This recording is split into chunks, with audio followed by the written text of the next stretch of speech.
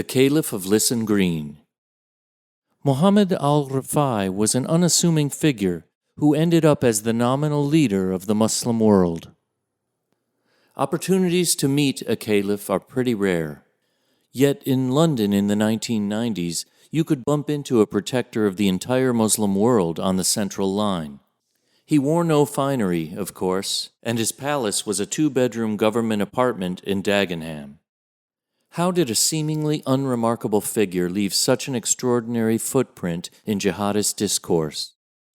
Muhammad al-Rafai didn't initially want to be a caliph, but he held sway over 5,000 followers from all walks of life, in locales stretching from Nelson, Slough, and Maidenhead to Pakistan, Bangladesh, Chad, Sudan, the Philippines, and Afghanistan, even before the days of Twitter. His group, though small, foreshadowed much of what would come to pass a decade later. Some of his men went on to play a significant role in Abu Bakr al-Baghdadi's caliphate. Muhammad al-Rafai, also known as Abu Hammam al-Filistini, was born in 1959, the son of an illustrious family immersed in Islamic mysticism. The Rafais were closely linked to the Sufi order of the same name and were of prophetic lineage. Although the family name cropped up all over the Near East, his own branch was Palestinian. Following the Nakba in 1948, his family found refuge in Zarqa, half an hour's drive from Jordan's capital, Amman. Zarqa is an obscure, dusty town whose most famous export so far has been Salafi jihadists like the founder of Al-Qaeda in Iraq, Musab al-Zarqawi. Like many of his compatriots, Rafai knew the taste of dislocation and became an orphan in search of a cause. While some Palestinians with secular temperament joined leftist organizations in the 1960s and 70s, those with a religious inclination, like Rafai, joined Islamist movements. When the Soviet Union invaded Afghanistan in 1979, Rafai had already left his studies in Medina for a physiotherapy course in Punjab University, Pakistan. In Lahore, Rafai responded to fellow countryman Abdullah Azam, who urged young Arabs to help the Afghans fight the Soviet forces. Rafai's followers claim that he fought alongside Azam at the tail end of the Soviet invasion, but they are short on details. Abdullah N.S., one of the founders of the Arab Services Bureau, a clearinghouse based in Peshawar for Arab Mujahideen, bumped into him in 1983 as he was working for the Red Crescent. Rafai, he recalls, was polite, friendly, and devout. He met him again in 1992 and found him more hardline. It's difficult to ascertain why. Was it the effects of war or the influx of radicals coming to Peshawar in the late 80s? In any case, one of Rafai's closest acolytes told me that Rafai presented Azam with a plan to take over Pakistan before leaving the Islamic Republic for Jordan. Azam had no ambitions for global jihad against an enemy near or far and rejected the proposal. But what was noteworthy was that Rafai was already toying with the idea of establishing a transnational Islamic polity. When the Gulf War broke out in 1991, Rafai had left the Muslim Brotherhood and was deeply disenchanted with the Hashemite kingdom's general pro-Western stance. By then, he was a follower of the Palestinian Salafist jihadist preacher Abu Muhammad al-Maqdisi, distributing his works and calling for jihad against the Americans. In response, the authorities flung him into prison for 4 months. It was during his incarceration that he met a young tough from his adopted hometown, Abu Musab al-Zarqawi. As a student of Abu Qatada al-Filistini, jihadism's foremost scholar, told me, Rafai had an ability to get you to practice in an easy and understandable way. Abu Musab fell under his influence. While Zarqawi headed to Afghanistan, Rifai traveled to the United Kingdom after a brief stint in Peshawar. Once in London, he purportedly shared a flat with the Tottenham Ayatollah Omar Bakri Mohammed, the founder of Al-Muhajirun, a Salafist jihadist network from which many future British ISIS fighters would emerge. When the Afghan communist regime fell in 1992, 3 years after Soviet forces departed, the Afghan Mujahideen factions immediately set about fighting for the spoils. In addition to that, the 1989 assassination of the Afghan Arabs' spiritual leader, Abdullah Azam, left an immense void in their midst. In such circumstances, some Afghan Arabs, no doubt influenced by the Pakistani Islamists who also called for the return of an Islamic emirate, began looking for an Aragorn-like savior who would unite them. The majority of factions involved in Afghan jihad arguably failed to grasp the political reality or even the complex history of the institution of the caliphate. In theory, the Caliph was the ruler of the Muslim faithful and served a political-religious function. Up to the 13th century, he was a descendant of the Prophet's tribe of Quraysh. But fighting over who should be the legitimate Caliph started right after the Prophet's passing. After 750 CE, there were 2 and later 3 caliphates: the Abbasids, the Fatimids, and the Umayyads, all competed for the loyalty of the faithful. By the 10th century, the caliphate had become a shadow of its former self and a plaything of dynastic sultans who would pay nominal lip service to the institution until it was snuffed out in the 1258 destruction of Baghdad by the Mongols, after which it nominally existed under the Mamluk dynasty in Egypt until the early 16th century. It was the arrival of the Ottomans in the Middle East in 1517 that revived the institution, but they claimed the title caliphate for themselves, even though they were not from Qurayshi ancestry. By then, however, the criteria for caliph had changed, and being of Meccan lineage became less important. The Ottomans emphasized their status as a sultanate far more than a caliphate. Briefly, around World War I, Ottoman ruler Abdul Hamid II invoked his caliphal title for political purposes, but the empire was crumbling by then. Kemal Ataturk's abolition of the caliphate a few years later in 1924, along with the rise of Arab nationalism, gave Qurayshi ancestry a new significance because it bolstered the Arab nationalist cause. Despite its abolition, the institution did not lose its potency in the Muslim imagination. For some Arabs in Peshawar, arguably an Arab caliph encapsulated the hopes and dreams they could not realize in their own homelands. Jamilur Rahman, an Afghan subordinate of the Mujahideen leader Gulbuddin Hekmatyar, reigned until an Afghan Arab blew out his brains as Rahman was leading him in prayer.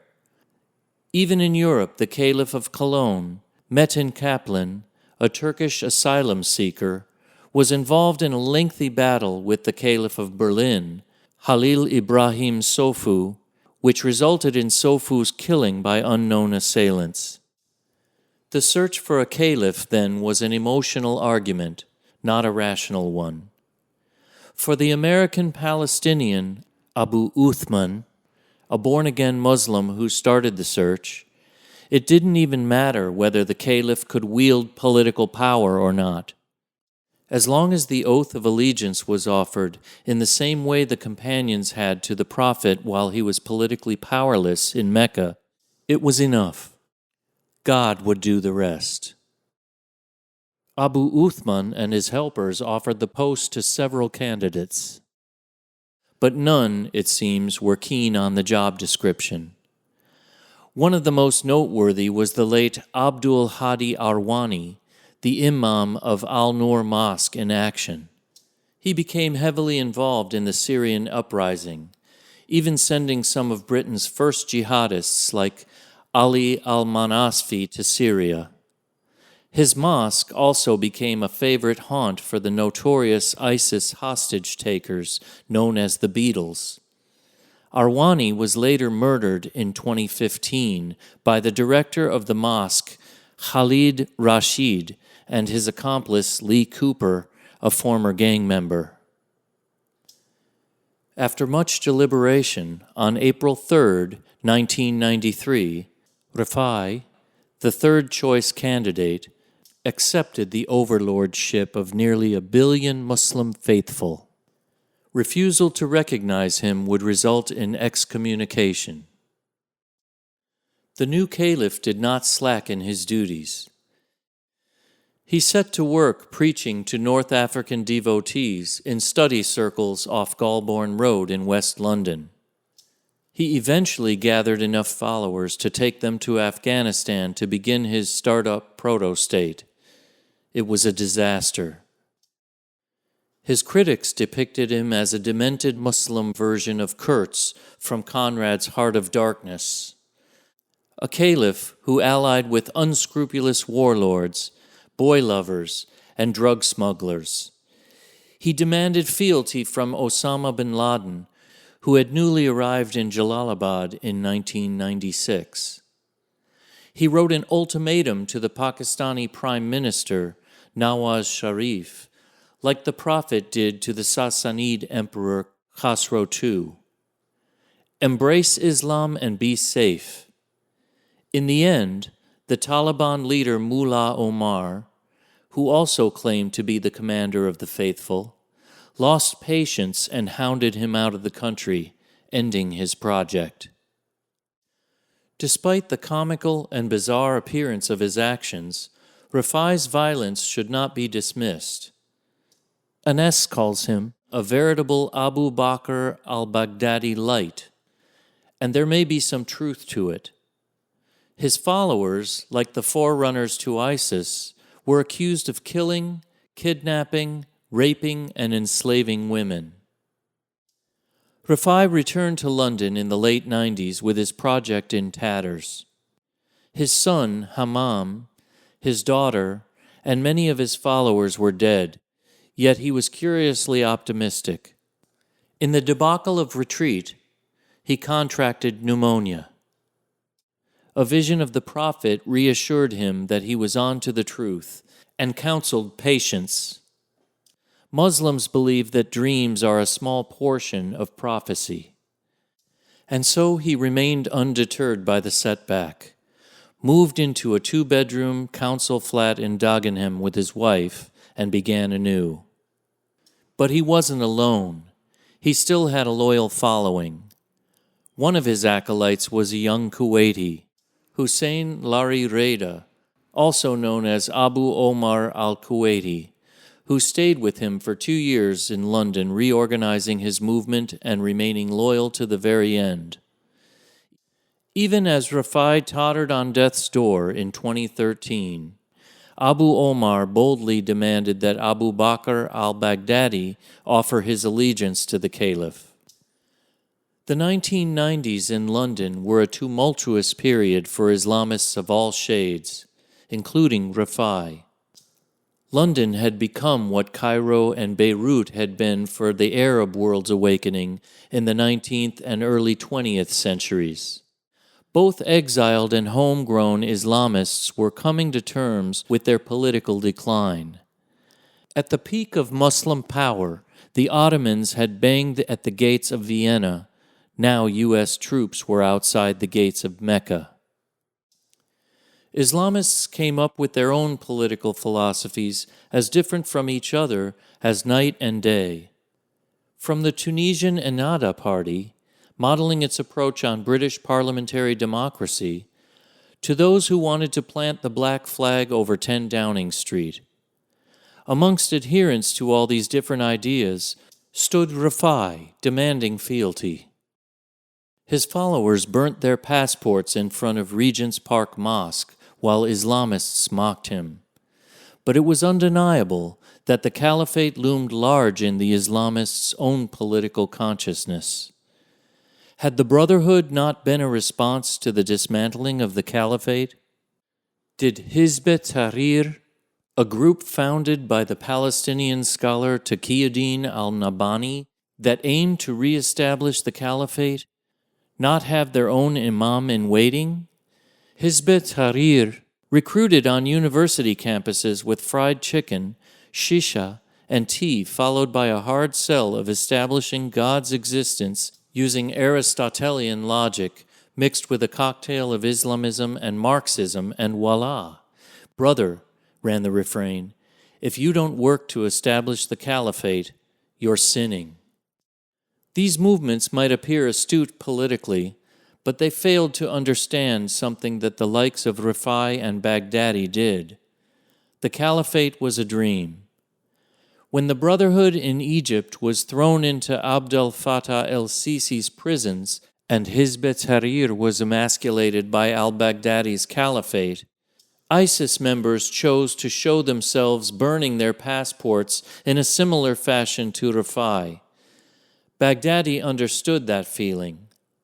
The caliphate was the solution for the alienated and was there to soothe their disaffection. No one could have foreseen how the ideas bandied around so easily in the 90s would metastasize. While the British security services were aware of Israeli-Palestinian tensions flaring up and Islamist attacks abroad, Islamists were not seen as a major threat on home turf, especially from the likes of Rifai. The lead-up to the 9/11 attacks shifted the threat calculation somewhat. Homegrown terror became a real possibility, and the British security services began to flesh out a counter-security strategy they dubbed Contest. But the perils of the jihadi threat at home only clarified after the 7/7 attacks in 2005. This singular event inaugurated the counter-security architecture in which we find ourselves currently entangled. Arguably, before that, the security services didn't even have the imagination nor the proper expertise to assess the likes of Rifai in 2001. Rifai was a chameleon, at times appearing like a Salafist jihadist, other times intensely critical of bin Laden and suicide bombings, whether in Palestine or New York City. He never advocated the breaking of the law in the United Kingdom, but turned a blind eye when his followers robbed, defrauded, and treated the country as if it was at war with the Muslim world. Like al-Muhajirun, he believed that they had to emigrate to a Muslim land to build a community where Islamic law, as they understood it, was supreme.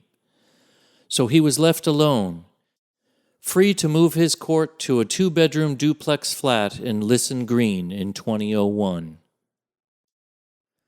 Lisson Green was a place of Islamist ferment. Abu Qatada preached at Four Feathers Youth Club on Fridays, a stone's throw from Rifai's home. The youth club was, as jihadist ideologue Mustafa Setmariam Nasser says, a place where bulletins were distributed, donations were collected, and a place where jihadists and zealots gathered. His sermons were attended by jihadi luminaries, Zakaria Musawi, a 9/11 plotter, Abu Doha, a manager of an al-Qaeda camp, Saifullah bin Hassin and Tarek Maroufi, the founders of the Tunisian Combatant Group, and many others. It was hardly surprising that the area produced men who made global headlines. Bilal Berjawi went on to become an al-Shabaab commander. Mohammed Emwazi, Alexander Big Kid Koti, Hudhafaya Redbeard Gerbuzi, became ISIS hostage-takers and executioners known as the Beatles. The latter two have just been extradited to the U.S., where they face a raft of charges for the murder of American journalist James Foley. These young men were able to articulate jihadism to a new generation of disaffected Muslims in the West. They shaped the image of ISIS in the public imagination and acted as a bridge between older generation of jihadism and the new. Cody recruited Tariq Hassan, the son of a Saudi ambassador, to plan mass murder on the streets of London. But Rafai wasn't interested in plots to attack the far enemy. He was preoccupied with state building. By 2006, he had followers spanning from Chad to Maidenhead and settled on Bangladesh as the new home for his caliphate. Under the very noses of the Bangladeshi authorities, he had persuaded some dirt-poor islanders to swear allegiance to him. In his mind, he had calculated that the Bangladeshi government wouldn't even notice the setting up of a nascent proto-state on a flood-prone little island in the world's most fertile river delta. This time he treaded carefully. He had learned from his mistakes. He married a local woman, accepted fealty from a Bengali religious scholar, and had financial backing from several wealthy factory owners in the country. Whether it really was a proto-state or merely a figment of his and his followers' imagination remained open to question. In London, among the crusty chicken shops off Church Street Market where hawkers sold their wares, Rafai's helpers fought his critics. Sometimes they tussled with the fiery Jamaican Sheikh Faisal, known for his liberality in excommunication. But the intellectual jousting was handled by three men.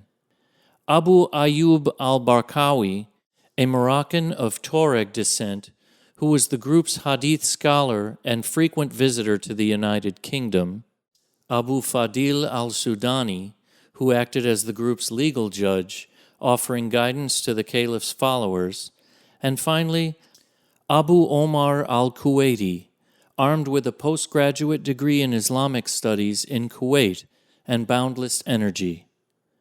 The latter authored many of the group's texts used to indoctrinate its followers.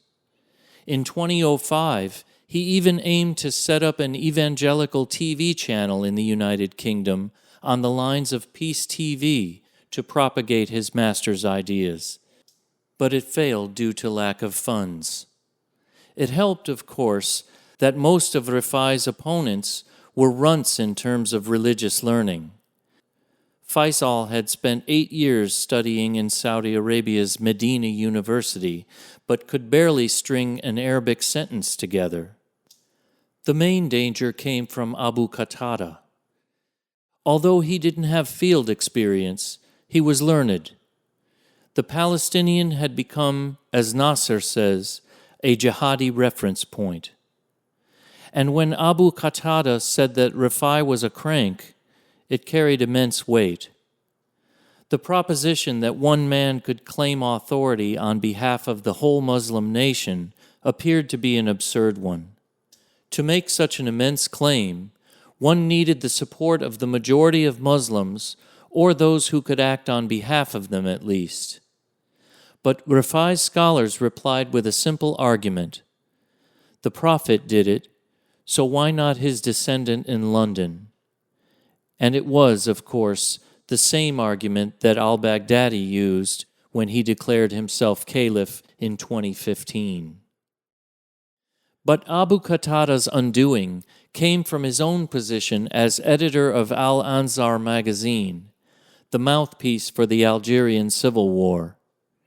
When he defended the Armed Islamic Group of Algeria, GIA, targeting innocent civilians, Barkawi seized on the words and penned a strongly worded denunciation imaginatively titled, "The Fatwa Against the Criminal Mufti Who Justified the Killing of Civilians." Even though Abu Qatada eventually renounced the GIA, the damage to his reputation was done, and the Caliph survived his broadsides. The 7/7 attack was a clarion call for the British state. The blasé attitude towards Islamists agitating on home soil was abandoned. The authorities seized Omar Bakri, Abu Qatada, and Rafai. The Caliph was detained, questioned, and flung into HMP Belmarsh. Inside, his fellow inmates alleged that he was beaten by the prison officers and injected with stuff.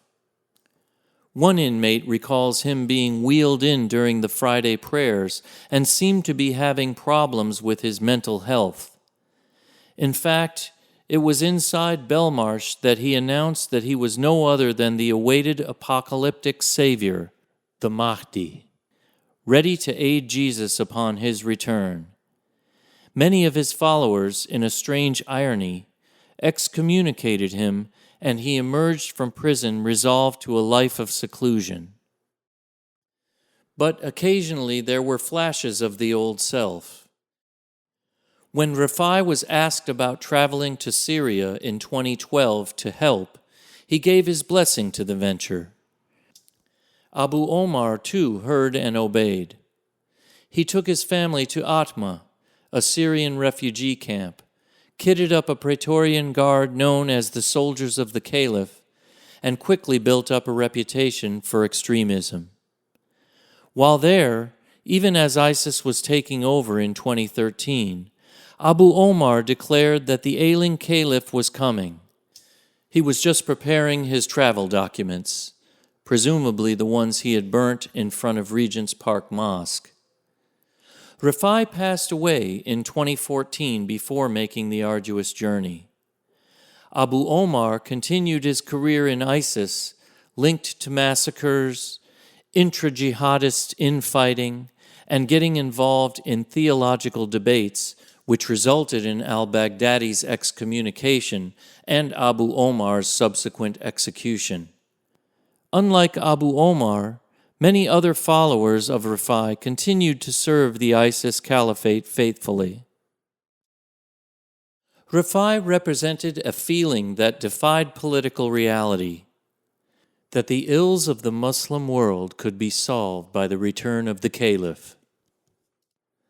That same emotion saw thousands of Muslims from all corners of the world flock to ISIS. And arguably, that feeling will result in future attempts to revive the institution. The fact that al-Baghdadi's caliphate replicated many of Rafai's actions suggests that despite the pitfalls Rafai faced, his ideas were far from an aberration. His caliphate did not need an Iraq war to incubate.